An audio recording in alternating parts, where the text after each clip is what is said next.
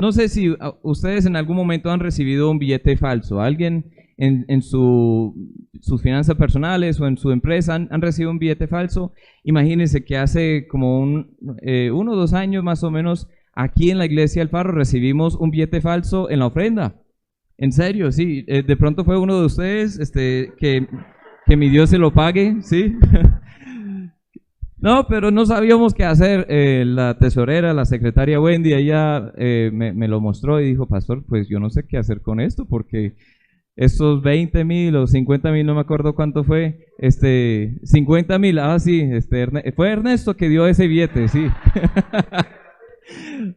Sí, ya lo pillamos. No, entonces no sabíamos qué hacer, porque un billete falso obviamente no se puede usar en ningún lado. Este billete que les digo hoy por lo menos tiene un uso que explica el evangelio, lo pueden compartir con otro.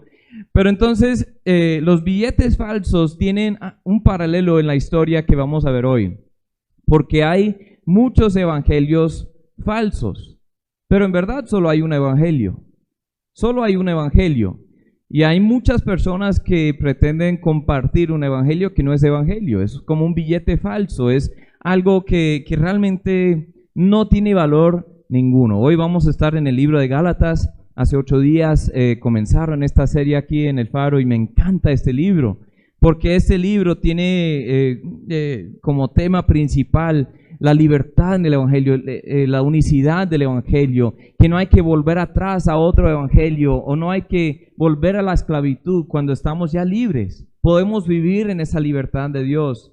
Y esta carta a los Gálatas fue la única epístola que escribió el apóstol Pablo a un grupo de iglesias, porque dice que a las iglesias de Galacia, eran 3 ciudades principales ahí cercanas. Nosotros estudiamos sobre esas iglesias en el estudio del libro de los Hechos. Entonces esas iglesias de Iconio, Derbe, Listra, el mismo Timoteo era de esa región de Galacia.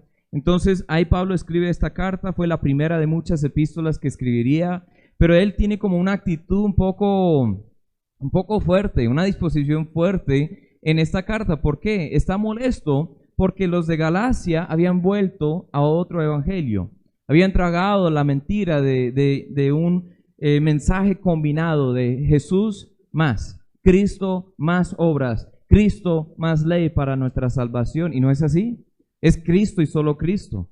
Lo que pasa es que después de que Pablo se fue de esa región y él estableció iglesias en esa región y estaban creciendo y ya ellos tenían la doctrina correcta, entraron otros, los judaizantes, como quien dice, y ellos mandaban a circuncidar a los nuevos creyentes que no eran judíos. Ellos dijeron que tenían que cumplir ciertas partes de la ley judía, ciertos alimentos, ciertos días festivos. Era un falso evangelio híbrido de Cristo más. Cristo más algo siempre equivale a nada.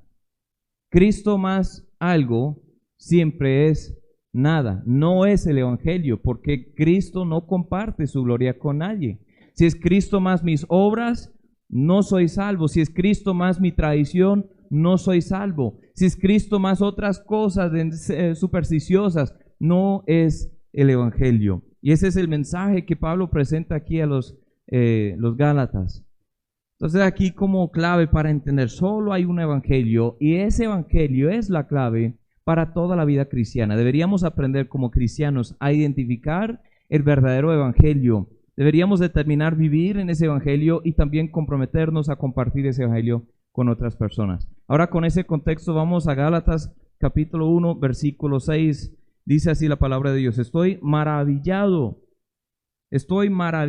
de que tan pronto os hayáis alejado del que os llamó por la gracia de Cristo para seguir un evangelio diferente.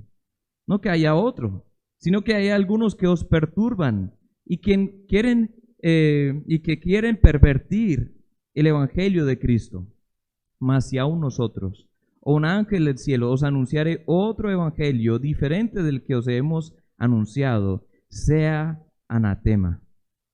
Como antes hemos dicho, también ahora lo repito, si alguno os predica diferente evangelio del que habéis recibido, sea anatema. Pues busca ahora el favor de los hombres o el de Dios, o trato de agradar a los hombres. Pues si todavía agradara a los hombres, no sería siervo de Cristo. Vamos a orar. Padre Celestial, muchas gracias por amarnos. Gracias por salvarnos, como en esa canción cantamos, Cristo, Señor, tu sangre derramaste en nuestro lugar, tu cuerpo fue partido por nuestros pecados, tú recibiste nuestro castigo y ahora tenemos un lugar a tu mesa. Gracias, Cristo. Y gracias porque podemos estar aquí otro día más reunidos. Gracias porque me diste la oportunidad para compartir tu palabra el día de hoy. Que seas tú hablando, Señor, a través de mi boca, en nuestros corazones. Espíritu Santo, que seas tú trayéndonos convicción a nuestras vidas para que sepamos cuál es el Evangelio y que no volvamos a la vida vieja, que no vayamos buscando otro Evangelio porque solo hay uno. Te pido, Señor, que seas glorificado en medio de todo. En tu nombre te lo pido. Amén. Amén. Primeramente, consideremos que el Evangelio bíblico es nuestra única esperanza.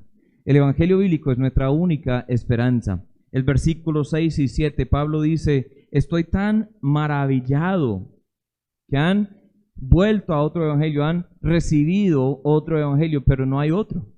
Solo hay un evangelio, pero hay muchos evangelios disfrazados. Pablo ya había mencionado en breve el evangelio en esa primera parte del capítulo, en ese párrafo de esta carta.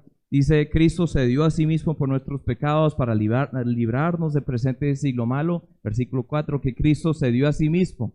Y dice que Dios el Padre lo resucitó de los muertos. Versículo 1 lo dice. Gracia y paz de Dios el Padre y nuestro Señor Jesucristo. Tenemos eso en el Evangelio.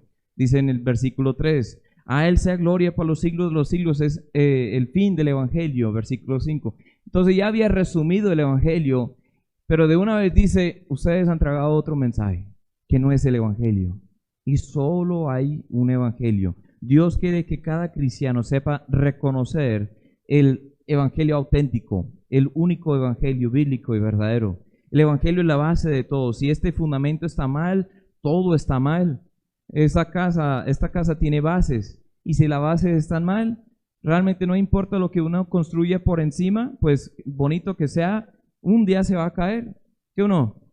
Si las bases de una casa están mal, no importa lo que esté encima. Puede ser la casa más lujosa que uno pueda ver y por fuera pueda parecer muy bonita la casa, pero si la base está mal, si el fundamento está mal, esa casa va a caer. Esa casa no está firme. Dice que aquí hay que volver a lo básico. A menudo tenemos que volver a ese principio para reforzar lo más básico. Mis hijas están entrando en otro programa de estudios, homeschooling, por primera vez aquí en inglés. Vamos a ver cómo nos va. Siempre habían estudiado en español en los colegios de acá, pero ya que todos los colegios están como entre todo, mi esposa igual tiene que enseñarlas. Digo, bueno, pues vamos a buscar un cambio a ver si funciona bien para nuestras hijas. Pero ya que el material proviene del exterior, ellos tenían que hacer todas las pruebas de aptitud, ¿cómo se llama eso? O sea, las pruebas para ver cómo van las niñas. Entonces, todas estas semanas pasadas, mis hijas habían estado todos los días, o sea, desde la madrugada hasta la noche prácticamente en pruebas, haciendo básicamente las pruebas de todos los grados anteriores para ver si han logrado entender. Y pues son como su papá, ya realmente superaron la expectativa, están en grado ya 10º ahora. Aletia, la niña de 3 años, ya está, bueno, por graduarse, no mentiras. No, pero a veces tenemos que volver a lo básico para acordarnos de esas cosas básicas. Querían que nuestras hijas comenzaran como unos 3 grados o 4 grados antes de su nivel actual para estar seguros de que ellos sepan lo más básico. ¿Por qué? Porque mi hija, por ejemplo, estará entrando en 5º, 6º, pues es un poco diferente en Estados Unidos.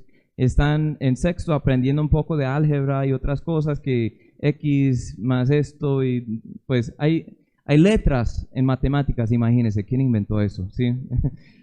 Pero si no entiende cómo sumar, o cómo multiplicar, o cómo dividir, mucho menos va a entender lo complicado, ¿sí o no? Y yo era profesor de matemáticas de 6º grado precisamente en Estados Unidos hace muchos años. Y me sorprendió porque habían niños en mi clase que no sabían lo más básico. Y con ellos, claro, que no iban a entender lo que tenía que enseñarles en ese año, entonces me tocó volver a lo básico. Eso es lo que hace Pablo aquí. Dice que hay que volver a lo básico. En Hebreos 5:12 dice, porque debiendo ser ya maestros, después de tanto tiempo tenéis necesidad de que se os vuelva a enseñar cuáles son los primeros rudimentos de las palabras de Dios. Y habéis llegado a ser tales que tenéis necesidad de leche, no de alimento sólido. Ahora, ¿qué es el Evangelio? Lo más básico de todo, ¿qué es el Evangelio? ¿Qué significa? 1 Corintios 15, 3 y 4 lo resume muy bien. Porque primeramente os he enseñado lo que asimismo recibí, que Cristo murió por nuestros pecados. Que Cristo murió por nuestros pecados, conforme a las Escrituras, fue sepultado y que resucitó al tercer día, conforme a las Escrituras. Ese es el Evangelio.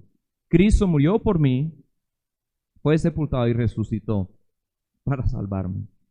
Si quitamos cualquier elemento de eso, o si añadimos otras cosas a eso, ya no es el Evangelio. La iglesia es responsable por la integridad del Evangelio, no solo los líderes. Volviendo aquí a Gálatas, dice aquí Pablo, apóstol, etcétera, a todos los hermanos, a las iglesias, estoy maravillado de que tan pronto os hayáis alejado. ¿Con quién está hablando aquí Pablo? No solo con los líderes, está hablando con la iglesia, los miembros de la iglesia, la congregación. Saben que como miembros de iglesia tenemos la responsabilidad de proteger la integridad del mensaje que predicamos acá. Muchas iglesias han errado, han ido por diferentes lados, están compartiendo evangelios falsos, bien sea del legalismo, añadiendo ley, así como estaban haciendo en Gálatas, o antinomianismo, o sea, diciendo que ya no hay ninguna regla, ya no hay ley, y podemos vivir como bien nos dé la gana y Dios nos da su gracia, es la hipergracia. Ese evangelio tampoco es evangelio. Hay evangelios de prosperidad que dice que Dios solo quiere que nosotros tengamos buena salud y que seamos prósperos, que tengamos mucha plata. Y si no tenemos plata, si no tenemos salud, si no estamos viviendo una vida próspera, no estamos bien con Dios. Ese es otro evangelio falso, ¿sí o no? Hay iglesias que se han desviado por tantos lados. El evangelio del yoísmo, el humanismo, pensando positivamente que yo sí soy bueno, yo sí puedo, y hay que visualizarlo, decretarlo, y Dios quiere que viva mi vida, la mejor vida ahora, y hay que ser positivo en todo. Bueno, ese evangelio realmente no toca el evangelio bíblico tampoco, es otro evangelio. Hay tantos otros evangelios. Pero ¿saben por qué muchas iglesias se han desviado? Porque han permitido que solo el líder dicte lo que se enseña. Pero la iglesia en sí es responsable por lo que enseña en la iglesia. Por eso es importante la membresía en una iglesia. Porque los mismos miembros de la iglesia ayudan los unos a los otros a estudiar las Escrituras, y también pues ningún pastor, ningún líder está por encima de esa palabra de Dios. Vamos a llegar a eso ahorita. Pero la iglesia en sí es responsable por la integridad del mensaje. Cada creyente debe estar creciendo en el conocimiento, en la gracia, hacia una madurez doctrinal. No es un lujo la madurez, es esencial para cada creyente. 1 Corintios 14:20 dice, hermanos, no seáis niños en el modo de pensar, sino sed niños en la malicia, pero maduros en el modo de pensar. Entonces, seamos inocentes en cuanto al pecado y en cuanto a esas cosas, o sea, no maquinemos para mal, pero hay que pensar, hay que ser niños como niños para recibir el evangelio en fe, pero Dios no quiere que nos quedemos como bebés espirituales, quiere que crezcamos, quiere que haya una madurez, que pensemos como ya mayores de edad. Los pastores deben enseñar a la iglesia no solo el contenido del evangelio, sino cómo defender el evangelio, cómo proteger el evangelio. Gracias a Dios, ustedes tienen un muy buen pastor aquí, el equipo que está predicando también, o sea, esa es una meta grande desde el principio de la iglesia, cuando la fundamos hace casi 7 años, es el principio que nosotros queremos que la iglesia sea una iglesia firme en las cosas espirituales, que sepa defender la fe. En Hechos 20:27 dice así, Pablo está hablando con los líderes de la iglesia, dice, porque no he rehuido anunciaros todo el consejo de Dios. Por tanto, mirad por vosotros y por todo el rebaño en que el Espíritu Santo os ha puesto por obispos para apacentar la iglesia del Señor, la cual Él ganó por su propia sangre. Porque yo sé que después de mi partida entrarán en medio de vosotros lobos rapaces que no perdonarán al rebaño, y de vosotros mismos se levantarán hombres que hablen cosas perversas para arrastrar tras sí a los discípulos, entre los mismos líderes, entre los mismos obispos, ancianos, pastores. Habrían otros que de pronto hablarían cosa mala, cosa equivocada, cosa errada. Toca saber cómo identificar el verdadero evangelio, porque solo hay uno. Y toca rechazar todo otro evangelio. El evangelio es que Cristo murió en mi lugar. Ahora vivo en Él, vivo por Él, vivo para Él. El evangelio es para toda la vida. El problema en Galacia es que entraron algunos judaizantes diciendo que sí, Cristo sí murió, pero los creyentes también deberían hacerse primeramente judíos, guardando ciertas leyes para ser salvos y para no perder la salvación. Pero esto es falso. Eso es falso. Pablo dice que ellos comenzaron bien, pero muy pronto algunos llegaron para torsionar, para pervertir el evangelio. ¿Qué es una perversión? Es algo muy contaminado. Verdad mezclado con error. Verdad mezclada con error. Es algo que no está sano. Ya no confío en mis obras de justicia. Yo confío en la obra completa de Cristo, porque Él fue quien murió por mí. Dice en 2 Corintios 5:21, soy justificado solo por creer en Él. Dice en Hechos 13:38 y 39, la ley nunca puede justificar. Dice en Gálatas 2:16, la ley me lleva a Cristo. Dice en Gálatas 3:24, solo en su nombre hay salvación. Hechos 4:12. Sé que estoy corriendo rápido, pero es un mensaje de toda la Biblia. Hay que entender qué es el evangelio y saber no solo identificarlo, pero vivir en eso todos los días. Ahora es una maravilla que alguien se alejaría no solo del mensaje, sino de Dios mismo. Volvamos a leer el versículo 6. Estoy maravillado, asombrado, atónito, de que tan pronto os hayáis alejado, no solo del evangelio, os hayáis alejado del que os llamó por la gracia de Cristo para seguir un evangelio diferente. No solo se han alejado del mensaje, se han alejado de Dios. La palabra aquí, maravillado, es tefmazo, connota un gran asombro. Y uno queda como rasgándose la cabeza diciendo, ¿cómo así? ¿Cómo así? Me encanta esa frase. Aquí en Colombia se dice, ¿cómo así? En otros países no se dice eso.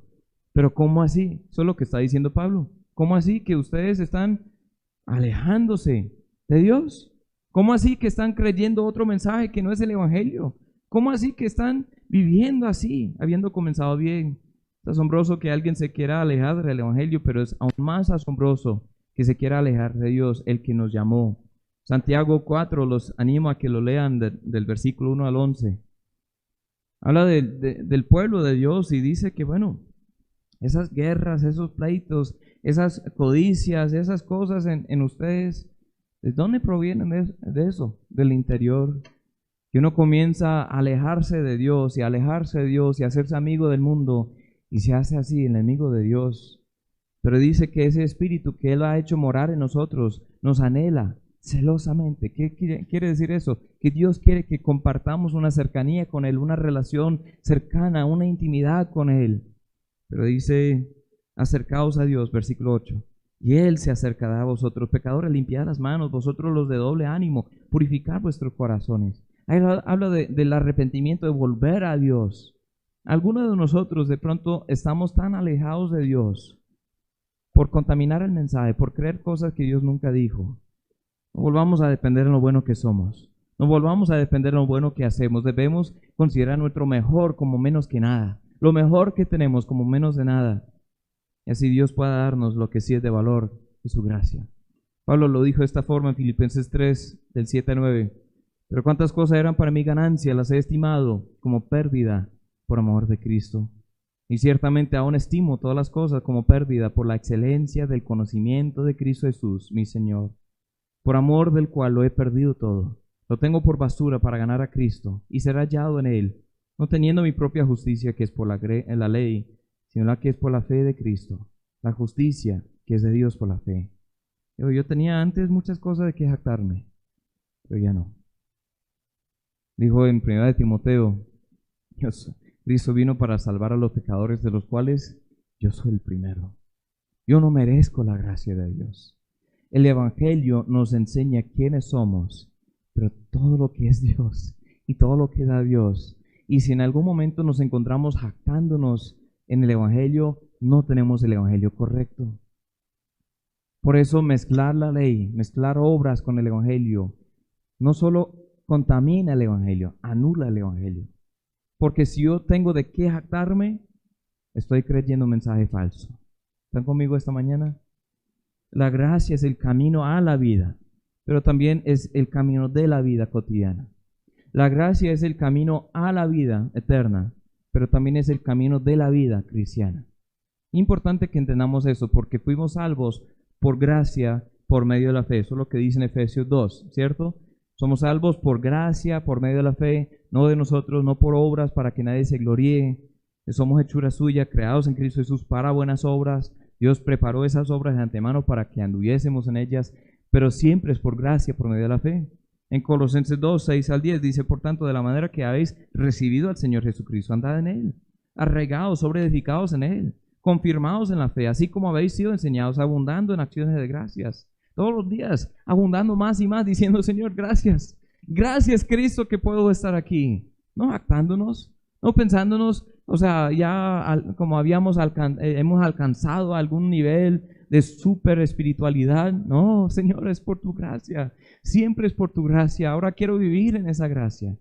Dice en el versículo 8, Colosenses 2:8, mirad que nadie os engañe por medio de filosofías y huecas sutilezas, según las tradiciones de los hombres, conforme a los rudimentos del mundo y no según Cristo.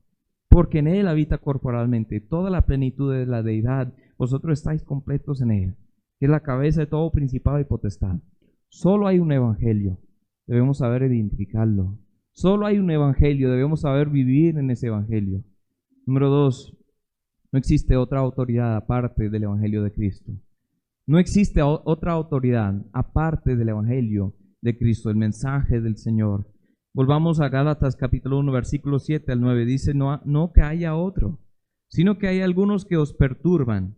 Hay algunos que os perturban y quieren pervertir el evangelio de Cristo. Mas si aún nosotros, un ángel del cielo, os anunciare otro evangelio diferente del que os hemos anunciado, sea anatema. Como antes hemos dicho también, ahora lo repito, si algunos predica diferente evangelio del que habéis recibido, sea anatema. Si reconocemos el verdadero evangelio, también podremos discernir y rechazar todo evangelio falso. Un amigo que es gerente en un banco en Estados Unidos me estaba hablando un día. Él se llama Adam o Adán, y él llegó a conocer el evangelio y era chévere verlo crecer, porque un hombre de bien y todo, pero humillándose como niño y como wow, un asombro ante las cosas de Dios, y se puso como un niño para aprender las cosas y era tan fascinado, estaba tan fascinado. Un día estábamos hablando de esto del evangelio y dijo, bueno, eso me acuerdo que nosotros en el banco, cuando estamos entrenando a las personas nuevas, que nosotros, obvio, en el banco deben poder discernir billetes falsos. Pero dijo, nosotros en el banco no les damos billetes falsos para que identifiquen los billetes. Realmente, eventualmente llegan a ese punto, pero no los damos billetes falsos. Dijo, ¿saben qué les hacemos? Les damos un montón de billetes que son de verdad, para que los toquen, para que los huelan, para que se familiaricen con todo el tamaño, la textura, para que conozcan y reconozcan las marcas de seguridad de todo eso. Y después de manipular miles y miles y miles, hasta 1 millón de billetes, después le ponemos uno que es falso en medio de todos los que son verdaderos. Y en esa capacitación, pues pasan mucho tiempo con el verdadero, y cuando entra un falso, dicen, no, jefe, este es falso. Saben discernirlo de una vez, porque ya habían pasado tanto tiempo con el verdadero. Y yo dije, ay no, hermano, usted debe ser un predicador. Estábamos hablando de eso y wow, me asombró. ¿Por qué? Porque solo hay un evangelio, pero entre más tiempo pasamos con ese evangelio, entendemos que no hay otro. Y tan pronto que se acerque otro evangelio diferente, sabemos que no es el evangelio. Pablo enfatiza que ni él, ni un ángel del cielo, ni un otro mensajero tiene ninguna autoridad para cambiar ese mensaje. Pablo dice, si yo llego predicando otro mensaje, que yo sea anatema. Una palabra muy fuerte. Una palabra que significa literalmente maldita. Es una palabra de condenación. Es una palabra que implica una separación de Cristo por la eternidad, un castigo eterno. Una de las palabras más fuertes en toda la Biblia. Dijo, yo no tengo la autoridad para cambiar el mensaje. Eso que Pablo era apóstol. Pablo era un hombre usado por Dios para hasta escribir cartas y epístolas que se incluyeron en el canon de la Escritura, y gracias a Dios por eso. Pero él dijo, ni yo tengo la autoridad para cambiar ese mensaje porque es de Dios. No hay otra autoridad. ¿Qué tienen en común los siguientes grupos religiosos? Los testigos de Jehová, los mormones, los adventistas, los musulmanes, literalmente cientos de otros grupos religiosos, sectas. Cada uno recibió un mensaje nuevo de un ángel del cielo. Cada uno. Se puede mirar la historia de ellos, cómo se fundó, y pues recibió del ángel, bien sea un ángel que se habla en la Biblia, o sea, por ejemplo, Gabriel fue un ángel que apareció a otros, algunos, y Moroni, que es un ángel que la Biblia ni habla, pero Moroni fue un arcángel y otro ángel muy, muy importante que llegó con el mensaje a Joseph Smith para establecer la iglesia de Mormón. Y ellos hablan, es que es esto, pero fue incompleto. Entonces hay otro mensaje que complementa, que completa la Biblia. Entonces no rechazan la Biblia, pero dicen, bueno, está incompleto. Los musulmanes también, un ángel apareció a Muhammad y le dio la revelación especial y se fundó una iglesia, o una religión, una iglesia no, pero una religión nueva. Los adventistas, había una señora Ellen White, uno puede estudiar la historia de ella. Yo sé que muchos adventistas pues son gente muy moral, yo tengo amigos adventistas, yo creo que algunos de ellos son salvos, pero a pesar de la doctrina. Uno estudia cómo se formó esa iglesia y fue una señora que tenía visiones, hace por ahí 150 años tenía visiones, y un ángel le ayudó a interpretar esas visiones, un ángel que fue su amigo, como dijo en sus escritos, que le ayudó a saber discernir sobre los últimos días, los acontecimientos finales. Y ese ángel pues le reveló lo que hacía falta en la Biblia, le reveló las claves, la llave para comprender el mensaje, cosa que nadie más pudo entender. Y luego profetizaba y compartía cosas que iban a suceder y luego no sucedieron y cambiaron. Bueno, hay un montón de cosas que son señales de alarma realmente. Pero cada uno de estos, los testigos de Jehová también, un ángel que reveló un mensaje que no fue incompleto al principio, pero ya. ¿Qué dice Pablo? Si aún nosotros o un ángel del cielo os anunciare otro evangelio, sea anatema. En cada religión, porque existen tantas religiones, porque alguien se cree como importante, lo suficientemente importante, para añadir a lo que ha dicho Dios. Realmente no importa lo que piense yo, Aaron Vance, o lo que piense Félix Cuello, o lo que piense cualquier otro. Lo que importa es lo que dice Dios. Y no hay otra autoridad. El diablo está haciendo la misma vaina desde el principio. Está haciendo lo mismo desde el principio. Dicen seguro de Corintios 11, 13 y 14. Porque estos son falsos apóstoles, obreros fraudulentos, que se disfrazan como apóstoles de Cristo. Y no es de maravilla, y no es maravilla, porque el mismo Satanás se disfraza como ángel de luz. La misma iglesia católica, así como miles de iglesias evangélicas de hoy en día aquí en Colombia, se han confundido en este principio porque tragan un mensaje del mensajero. Dicen, bueno, hay que creerle a él porque es el que sabe, o a ella porque ella es la profeta, la apóstola, o esa persona, la persona que sabe. ¿Qué ha dicho la iglesia tradicional aquí? No pueden leer la Biblia, ¿por qué? Se vuelven locos. No se puede leer la Biblia por uno mismo porque se vuelve loco. Entonces dejen eso a los expertos. Nosotros somos los expertos, nosotros les decimos qué deberían creer, qué deberían pensar, cómo deberían vivir sus vidas, cómo llegan a la vida eterna. En los documentos de la Iglesia Católica, pues dicen que la autoridad de la Escritura es un fundamento de la Biblia o de la religión, pero también la tradición tiene la misma importancia. Pero la gente común no tiene acceso a la palabra de Dios ni a la tradición, no tiene el derecho para interpretar eso por sí misma. Aquí encima está el magisterio, o sea, está el liderazgo de la iglesia. Y pues eso está entre las Sagradas Escrituras y la tradición. está el magisterio y luego viene ahí la iglesia. Ustedes no deben meterse en esas cosas, déjenlas a los expertos. Es un peligro, hermanos. Pero hay muchas iglesias evangélicas que pues están en lo mismo, ¿cierto? Que cuando alguien habla desde un púlpito y dice cosas, sea conforme a la palabra o no, la iglesia como, bueno, él estudia o él tiene la unción, ¿quién soy yo para cuestionar? Cuestionemos, hermanos. Cuestionemos siempre. En cada prédica, todo creyente debería tener una Biblia abierta. Me encanta que la gente escriba ahí. ¿Por qué? Luego tengo que cuidarme de lo que voy a decir. Me encanta que eso esté grabado. ¿Por qué? Porque la gente puede revisar eso, puede decir, bueno, esto es verdad, esto no es verdad. Y deberían hacer eso, deberían tener la nobleza de los de Berea, porque ellos escudriñaban las escrituras todos los días para ver si eran ciertas las cosas que se decían.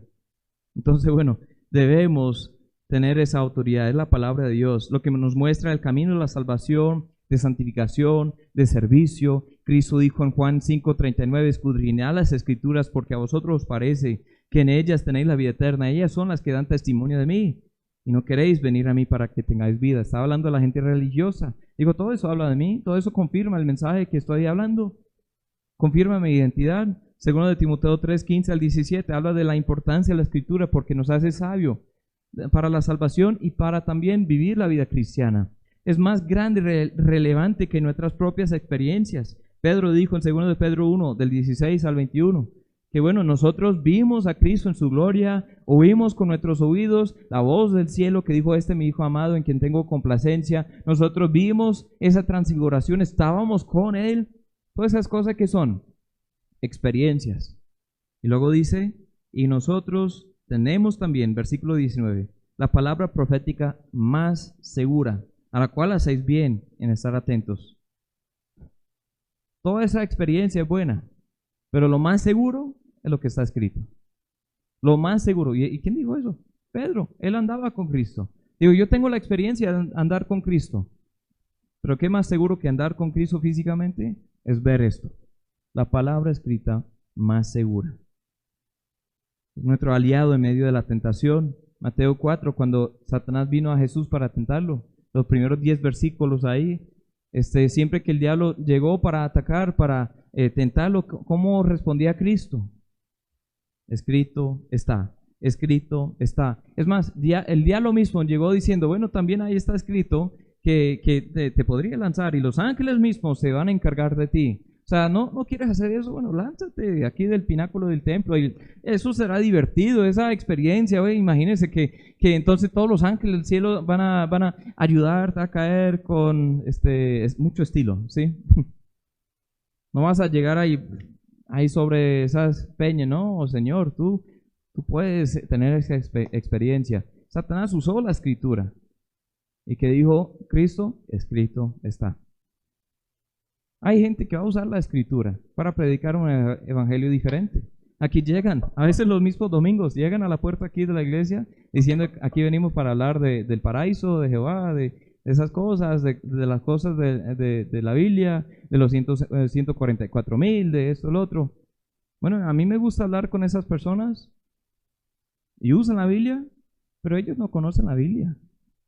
Solo conocen los textos que con cuales fueron armados para defender sus doctrinas. Pero cuando uno comienza a hacer preguntas más allá de lo que es memorizado ahí, más allá de las respuestas encajadas ahí que tienen, o sea, ellos no saben ni pensar con la lógica, ni estudiar la Biblia por sí mismos. ¿Por qué? Porque no han estudiado eso. Hay que aprender a escudriñar las escrituras. Es nuestra única autoridad, es nuestro filtro para toda enseñanza. Ningún predicador debe ser tan creído para hablar aparte de lo que Dios dijo. Hay tantos textos que hablan de eso en Isaías 8, 1 de Tesalonicenses 2, 3 al 6, Deuteronomio 18, Ezequiel 13. Pero la respuesta a los que presumen hablar del Evangelio es una condenación fuerte. Es decir, no, si otro mensajero, si hasta un ángel del cielo se anunciare otro evangelio que no es evangelio, sea anatema. 2 veces en este texto se repite esa frase. Es una maldición muy severa. Esa separación de Cristo, un castigo eterno. Esto es serio. Por eso el mensaje de Gálatas es tan importante para nosotros hoy en día. Porque hay tantos supuestos evangelios, pero realmente solo hay un evangelio. En tercer lugar, en último lugar, vivimos para agradar solo al autor del evangelio. Deberíamos vivir solo para agradar al autor del evangelio. Versículo 10 de Gálatas 1. Pues busco ahora el favor de los hombres o el de Dios. O trato de agradar a los hombres, pues si todavía agradara a los hombres no sería siervo de Cristo. Si bien solo hay un evangelio, también solo hay uno a quien debemos agradar, por quien deberíamos vivir. La razón que muchos se dieron a un falso evangelio en Galacia, inclusive algunos amigos de Pablo, él los nombra ahorita, fue simplemente porque había una presión social por temor a los hombres. Aquí un autor dijo, Chuck Swindoll, dijo que en Gálatas se ve 3 tipos de legalismo. Hay un legalismo que es una herejía, pues es una falsa doctrina en sí, y algunas personas han sido engañadas. Hay un legalismo que la gente quiere pervertir, y pues hay un legalismo de malicia, o sea, algunos que vienen para privar la libertad de la gente salva, de los creyentes. Y hay un legalismo hipócrita. Habla de Pedro, habla de otros que entendían la libertad, entendían la gracia, entendían el mensaje verdadero, pero luego por la presión de otros amigos, por la presión de otros líderes, por la presión de algunos que cuestionaron, en lugar de decir, no, es que esto es lo que dice Dios, eso es lo que ha revelado Dios, dijeron, no, pues, por ejemplo, Pedro, más adelante van a estudiar eso, que Pedro entendió que el evangelio es para los gentiles. Él hasta se sentaba a la mesa con los gentiles, los no circuncidados, como dice, y él estaba gozando una comunión con ellos hasta que llegaron algunos de la iglesia de Jerusalén que dijeron, no, Pedro, ¿qué estás haciendo? Pues, con esa gente sucia, con esos perros, ellos no son ni circuncidados, ¿y por qué estás en la mesa con ellos? Entonces dice que Pedro mismo tomó unos pasos atrás para agradar a esas personas. Es un legalismo hipócrita, porque uno hace cosas no por convicción, sino por temor a las otras personas, por querer agradar a las otras personas. Y lo que dice Pablo aquí es que no, solo vivo para agradar a Dios. Yo no puedo vivir para agradar a nadie más.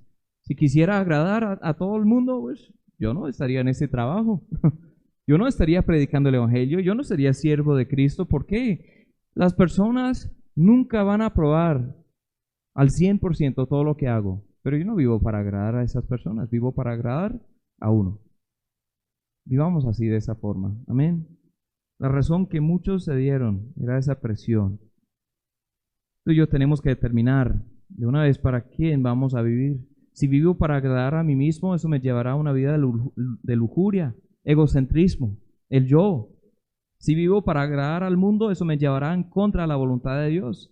Si vivo para agradar a los otros creyentes, eso de pronto me va a llevar a prestar más atención a la tradición, a ritos extrabíblicos. Fijemos la mirada en Él que se fijó en nosotros. Como dicen en Hebreos 12, dice que puesto los ojos en Jesús, el autor y consumador de la fe, el cual por el gozo puesto delante de Él, sufrió la cruz, menospreciando el oprobio, se sentó a la diestra del trono de Dios. Considerad a aquel que sufrió tal contradicción de pecadores contra sí mismo para que vuestro ánimo no se canse hasta desmayar. ¿En quién deberíamos fijar los ojos? En Él. Vivamos para agradarlo a Él.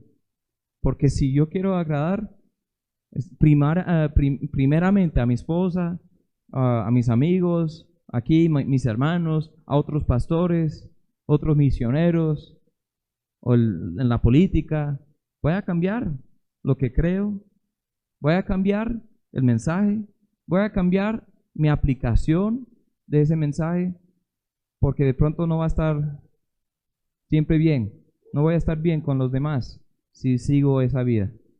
Un tío me dijo, cuando iba a estudiar en un seminario en Perú, para prepararme para el ministerio, yo quería ser pastor, misionero, algo, yo quería usar que Dios use mi vida para Él, y realmente tenía muchas inseguridades, pero yo sabía que necesitaba prepararme. Y un tío me dijo, ¿por qué malgastarías tus mejores años haciendo esto? Era un creyente, pero dijo, deberías tener una esposa, una casa, un buen trabajo. Digo, tú eres muy inteligente, tú podrías tener cualquier trabajo, tú podrías tener un salario muy alto, criar una familia en una casa bonita, tener cosas aquí en el mundo, y cuando los niños ya sean grandes y solo ahí quedan ustedes, dos, tu esposa y tú, y luego ya tienen algo de salud, de pronto a los 50 años o algo, no sea muy viejito, imagínese 60, 70, no, y ya 45, 50 años, y luego sí, puedes ir al campo misionero y puedes servir a Dios, pero ahora, ¿por qué vas a malgastar tus mejores años para eso? No, pues qué pena, tío, pero es que yo no vivo para solo existir, para tener una vida cómoda. Yo quiero vivir para Dios y eso es lo que Dios quiere de mí. Y Dios quiere algo de cada uno de ustedes, algo especial, tiene un llamado especial, algo general para todos los creyentes, pero algo específico también. Determinemos de una vez, vamos a vivir para Él, vamos a vivir para agradarlo a Él. ¿Existen momentos en que deberíamos buscar agradar a otras personas? Sí, sí, claro, en ciertas circunstancias. Si el agradar a otros resulta para su salvación, su edificación y la gloria del Señor, entonces sí es bueno. Voy a dar algunos ejemplos. 1 Corintios 10, 31 al 33. Si pues coméis o bebéis o hacéis otra cosa, hacedlo todo para la gloria de Dios. No seáis tropiezo ni a los judíos, ni a gentiles, ni a la iglesia de Dios, como también yo en todas las cosas agrado a todos, no procurando mi propio beneficio, sino el de muchos para que sean salvos. Pero ¿cómo así Pablo se contradice? Porque aquí dice, yo quiero agradar a todos. Y ahí en el texto de Gálatas dijo, yo no quiero agradar a los hombres, solo a Dios. Entonces, ¿cuál es? Si por medio de agradar a otras personas eso resulta para su salvación, así como dice, su edificación, como dice, la gloria del Señor, así como dice, entonces sí es bueno. Romanos 15, 1 y 2 dice así que los que somos fuertes debemos soportar las flaquezas de los débiles y no agradarnos a nosotros mismos. Cada uno de nosotros agrade a su prójimo en lo que es bueno para edificación. Entonces hay momentos en que sí, no es que uno vaya a decir, no me importas, yo solo vivo para Dios, entonces, ¡pum! No, eso sería irrespetuoso, ¿cierto? No me importas para nada, yo solo vivo para... Y hay gente que en nombre de agradar a Dios desagradan a todos los demás porque sí, pero no es así tampoco. Agrademos a otros si resulta para su salvación, edificación y la gloria de Dios. Si el agradar a otros resulta para su perdición, su confusión o la deshonra para el Señor, entonces no es bueno. Como todo lo opuesto. En esos momentos no es bueno. Hechos 4, un ejemplo de esto, versículo 18 al 21. Llamándolos, les intimaron que en ninguna manera hablasen ni enseñasen en el nombre de Jesús. Los apóstoles estaban predicando después de Pentecostés, el libro de los Hechos. Hay gente molesta, gente religiosa que está muy molesta, diciendo que ya dejen de hablar en nombre de Jesús. Mas Pedro y Juan respondieron diciéndoles, juzgad si es justo delante de Dios obedecer a vosotros antes que a Dios, porque no podemos dejar de decir lo que hemos visto y oído. Ellos entonces les amenazaron, les soltaron, no hallando ningún modo de castigarles por causa del pueblo, porque todos glorificaban a Dios por lo que se había hecho. Pero si uno continúa leyendo va a darse cuenta que no, ellos seguían predicando en nombre de Jesús de una vez, o sea, no se escondieron para nada. Antes fueron a orar y dijeron, Señor, tú sabes que nos están amenazando, ahora permítanos tener más denuedo para hablar más. No querían agradar a estos. ¿Por qué? Agradar a estos sería para su perdición, para su confusión y para la deshonra de Dios. ¿Sí ven? Pero primeramente, ¿a quién agradamos? ¿Por quién deberíamos vivir? Por el Señor. Porque solo hay un evangelio. No hay otra autoridad del evangelio. Por encima del evangelio, digo. Y hay que vivir por aquel que nos llamó en su evangelio. Amigos, hermanos, solo hay uno. Yo sé que esto contradice el mensaje de pluralismo, tolerancia, inclusión que escuchamos todos los días en los medios de comunicación en el mundo, pero es la verdad. Sea que nos guste o no, solo hay un evangelio, no hay otro. De pronto tú debes creer ese evangelio hoy. Te animo a que tomes ese paso de fe. ¿Qué esperas? Dios te espera a ti. Si no has creído el evangelio, de pronto has tragado un evangelio contaminado. Un evangelio de pura prosperidad, un evangelio de conveniencia, un evangelio de obras, un evangelio de legalismo, un evangelio de hipergracia. No has entendido el verdadero evangelio hoy. Toma ese paso. Cree el evangelio. ¿Por qué? Porque vas a esperar. Otros debemos tener muy claro la importancia de tener esa claridad en el evangelio para poder defender la fe, para poder discernir entre el verdadero y el falso, pero también para poder compartirlo con otras personas. ¿Con quién estás compartiendo ese evangelio? Porque de nada sirve tener un evangelio puro si lo tienes ahí guardado como un secreto. Más bien así. Y muchos cristianos, bueno, hasta miembros aquí de esta iglesia, o personas que se congregan aquí en esta iglesia, han escuchado el verdadero evangelio, pero nadie lo ha escuchado de esa persona. Nadie lo ha escuchado de ti. Compartámoslo. Amén. Debemos detestar toda falsificación del evangelio porque trae deshonra a Dios. Deberíamos decir, bueno, esa escritura, ese evangelio es mi última autoridad para todo. Es la única autoridad en mi familia, en mi vida personal, en esta iglesia, y voy a vivir ahora para Dios. Amén.